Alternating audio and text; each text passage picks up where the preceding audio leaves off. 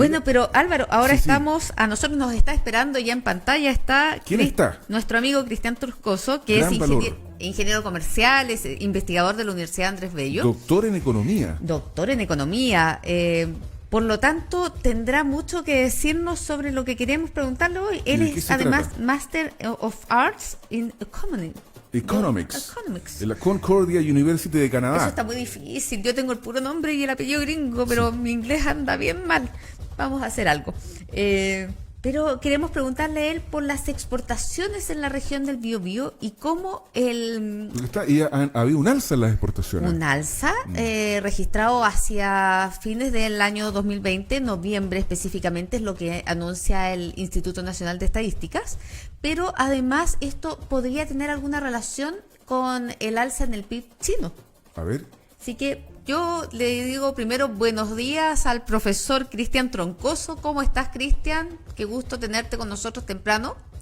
Hola, buen día, Joyce, Álvaro, ¿cómo están ustedes? Aquí alentadito, como decía un jefe que tenía yo. Alentadito. ¿Ah? Sí. Oye, tengo una duda para partir, fíjate, una duda bien cargante. ¿Ah? ¿Cómo se sabe, estimado Cristian Troncoso, ingeniero comercial, doctor en economía, máster en economía, profesor investigador de la Facultad de Economía y Negocios de la Universidad Andrés Bello, que las exportaciones en el Biobío han presentado un alza del 18,3%, si hace 2 años se eliminó el INASER y no hay indicadores regionales? Sí, claro, bueno, en general, hoy día, en el caso particular de las exportaciones, el INE aún tiene registros respecto a ese tipo de actividades. Y el resto de indicadores económicos, principalmente, por ejemplo, que me voy a referir en un minuto un poquito al PIB regional, Sí, sí.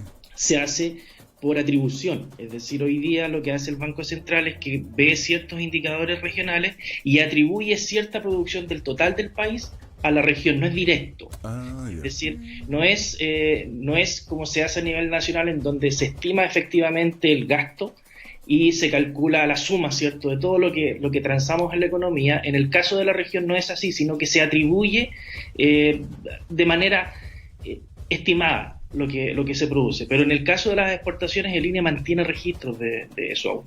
Ya. ¿Y esos registros se mantienen por la información de aduana, por la información de los embarques y desembarques? ¿Cómo se obtiene eso? Sí, efectivamente, Joyce, una fuente, muy buena fuente de datos hoy día para poder entender, por ejemplo, a dónde están yendo nuestras exportaciones, es aduanas. Aduanas tiene registros detallados del valor de las exportaciones y, por ejemplo, también tiene registros del peso de las exportaciones. Dado que ellos son los que manipulan cierto ese tipo de cosas, en aduana uno puede encontrar bastante buena y detallada información respecto a nuestra relación con el resto del mundo en términos de exportaciones e importaciones por producto y todo eso. Bueno, pero ¿cuál es la importancia de Chile sobre nuestra economía regional y cómo nos afecta?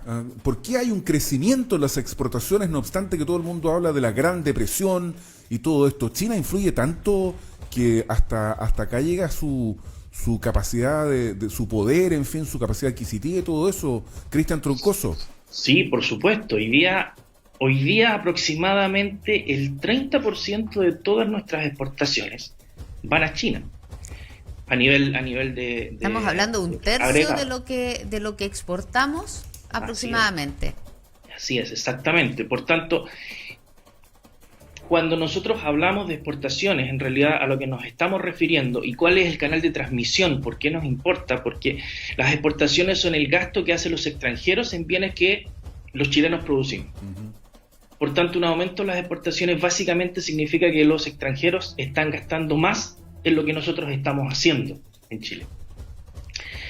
Así que cuando en China, ¿cierto?, su producto aumenta, su nivel de gasto interno aumenta, lo que ellos hacen es que compran más. Y dentro de eso nos compran más a nosotros.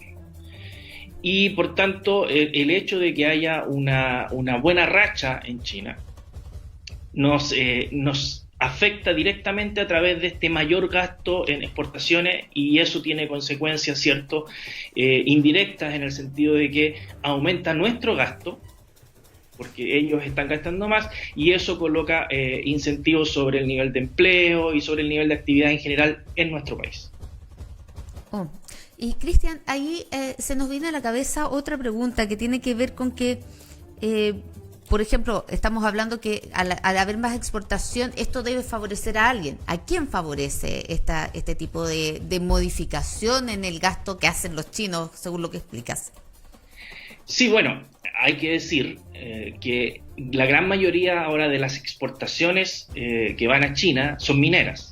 Es decir, aproximadamente un 80, 70, 80% del total de las exportaciones, exactamente, son cobre, mineras. Commodities. Pero en segundo lugar, de acuerdo a los datos que pude revisar en el sitio web de aduana, en segundo lugar se sitúan todos los productos relativos a la madera, productos forestales, madera y productos derivados de eso. Por tanto, aproximadamente un 7% del total de las exportaciones corresponden a industria manufacturera relacionada a la madera.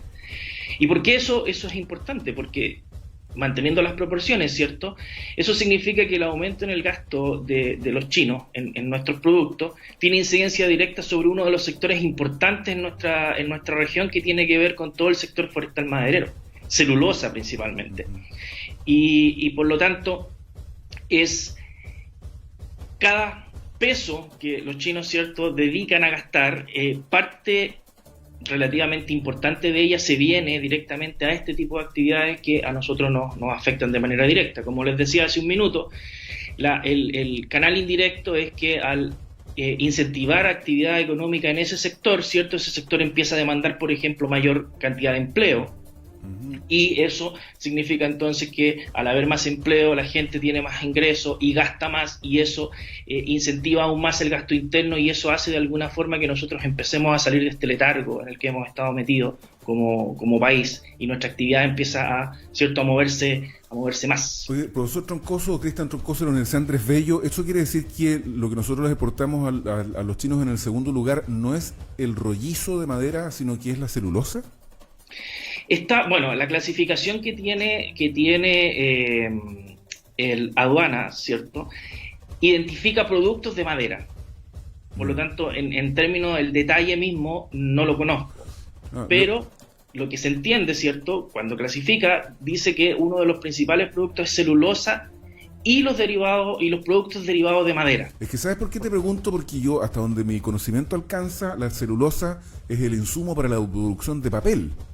Entonces nosotros vemos que acá Bow Paper cerró la legendaria papelera de San Pedro porque dijo que no había mercado para el papel. Y sin embargo vemos que en otras partes hay mercado para el papel, tanto es así que se está exportando una cantidad importante de celulosa. Entonces ahí como que no entiendo. Sí, claro. Ahora, hay siempre que tener presente que estos aumentos en demanda, en compra de productos, no necesariamente favorecen a todos por igual. Es decir, el hecho de que yo tenga incentivos a exportar significa que yo lo hago porque soy capaz de conseguir un precio mayor fuera que el precio que puedo conseguir internamente.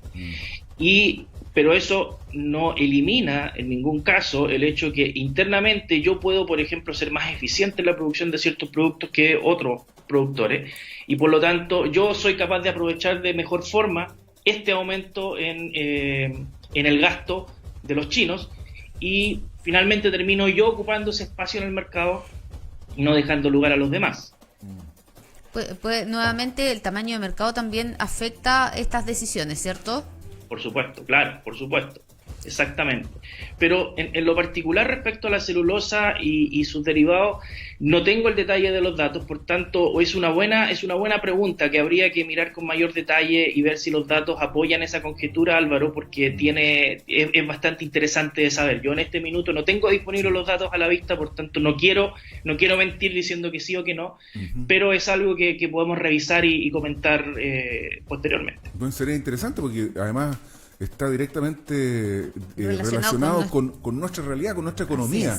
Yo creo que el cierre de la papelera Bow Paper, que así se llamaba ahora, evidentemente que tiene muchas connotaciones. Una de ellas es la cesantía de más de 100 personas, pero además la papelera significó para San Pedro el polo en virtud del cual se desarrolló esa parte de la comuna, es decir, está vinculada con la historia, es casi tan fuerte como lo fue en algún minuto la industria textil en Tomé.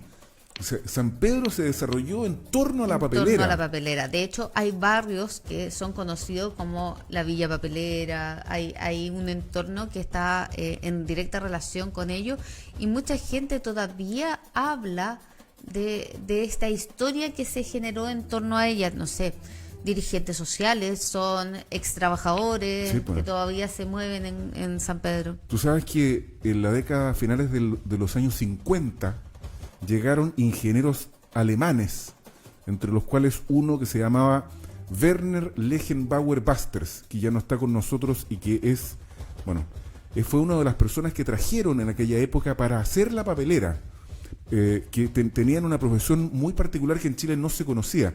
Ellos eran ingenieros papeleros que habían estudiado en la Universidad de Múnich, en Baviera, en Alemania. Muy específico. Bueno, por eso es que el tema es relevante y está vinculado con la historia de la región, Cristian Troncoso.